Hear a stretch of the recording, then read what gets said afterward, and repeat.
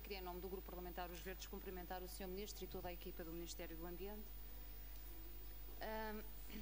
Queria talvez começar também pela questão do amianto, para dizer o seguinte: as respostas têm sido às vezes tão difíceis de perceber, porque as contradições entre os membros do Governo, fundamentalmente ao longo do percurso ou do decurso do tempo, têm sido tão contraditórias que depois as coisas não se tornam esclarecedoras. Eu acho que é tempo de começarmos a clarificar algumas coisas para um momento em que o país parece que despertou para a matéria e, portanto, se o país despertou, o Governo não pode fugir dela.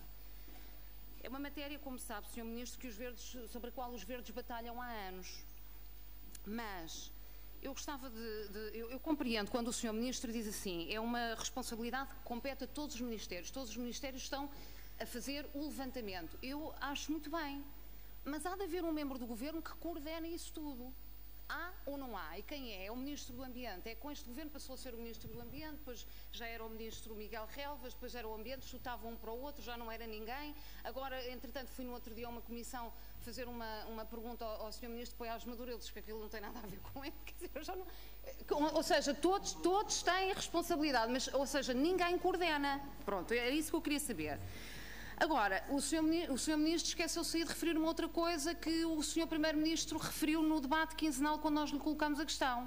Falou da mudança das instalações e bem, até que enfim, da Direção-Geral de Energia e Geologia, mas o Sr. Primeiro-Ministro disse outra coisa, que a listagem nacional estava pronta em abril.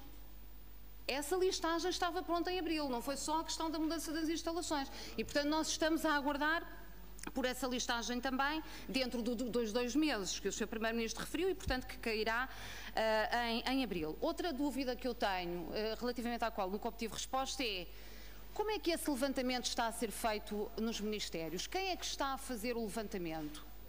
Já é diferente ministério para ministério, não é? Eu não sei. Pronto, sobre a questão do ambiente tinha aqui estas questões a colocar. Sobre a questão da EGF, questão hoje incontornável, pelos vistos, o Sr. Ministro, que estava aí muito preocupado com o facto de não nos estarmos a substituir aos eleitores, também convém que o Governo não o faça noutra perspectiva. Sr. Ministro, os municípios, quando transferiram competências nesta área, transferiram com consciência, muitos municípios com consciência que estavam a transferir competências para uma empresa de capital totalmente público. E foi só nesse pressuposto que transferiram as suas competências. Ou seja, se eventualmente viessem a adivinhar que a empresa seria privatizada, eventualmente não o teriam feito. E, portanto, Sr. Ministro, desculpe a expressão que vou utilizar, que é forte, como é o meu hábito, eu acho que é uma traição aos municípios portugueses e, consequentemente, uma traição aos munícipes, de muitos municípios portugueses. Ou seja, porque o Estado unilateralmente violou um princípio, uma regra que estava na gênese, na base do sistema. E isso não é correto, Sr. Ministro. Por outro lado, nós falamos sempre muito teoricamente que o ambiente é uma área transversal, isto agora já é outra pergunta. Pronto, que o ambiente é uma área transversal e por aí fora, isto teoricamente é sempre tudo muito bonito, e então eu gostava de saber na prática como é que isso se aplicou àquelas 30 infraestruturas prioritárias para o país agora apresentadas pelo Ministério da Economia. Porque esses 30 projetos causam uma preocupação relativamente àquilo que o Sr. Ministro queria negar ainda há bocado, que era a litoralização do país. Eu gostava de saber que intervenção teve o Ministério do Ambiente nessa listagem e, portanto, nessa proposta que é feita e apresentada e que está a ser discutida com os partidos políticos. Porque, designadamente, naquilo que concerne ao grosso dos transportes e, fundamentalmente, o transporte ferroviário, é nítida a opção de litoralização, de investimento no litoral do país e é nítido o esquecimento do interior do país. E, portanto, eu gostava também de um comentário do Sr. Ministro relativamente a essa matéria. Falando em litoralização, passamos à questão do litoral. E sobre a questão do litoral, sabe aquilo que mais me preocupa e mais me entristece, no fundo, no meio disto tudo, Sr. Ministro, é que nós estamos confrontados com problemas enormíssimos no litoral.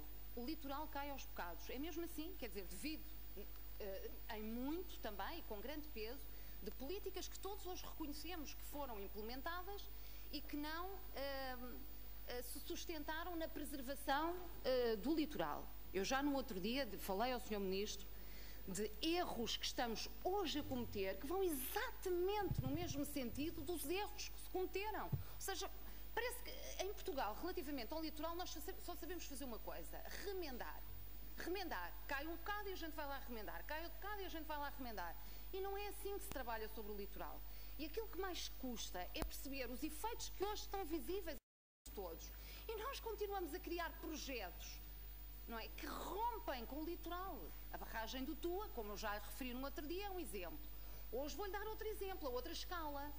Por exemplo, uma mega urbanização que está prevista para ser construída junto à praia de Carcavelos. A Câmara tem grande responsabilidade na matéria. Veja bem, Sr. Ministro. A menos de 70 metros do areal. Prevê-se a construção de 930 fogos, habitação, comércio, serviço, um hotel de 6 a 8 andares, ou seja, mais pressão sobre o litoral, Sr. Ministro. Uma barreira que se está a construir entre Carcavelos e a praia a 70 metros do areal.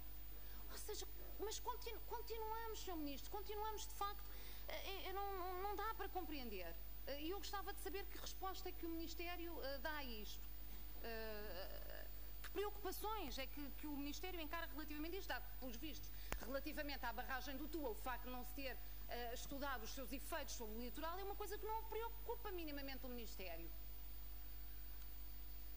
Então vou terminar agora mesmo com uma outra pergunta, que tem a ver com a questão do livro branco sobre o ambiente.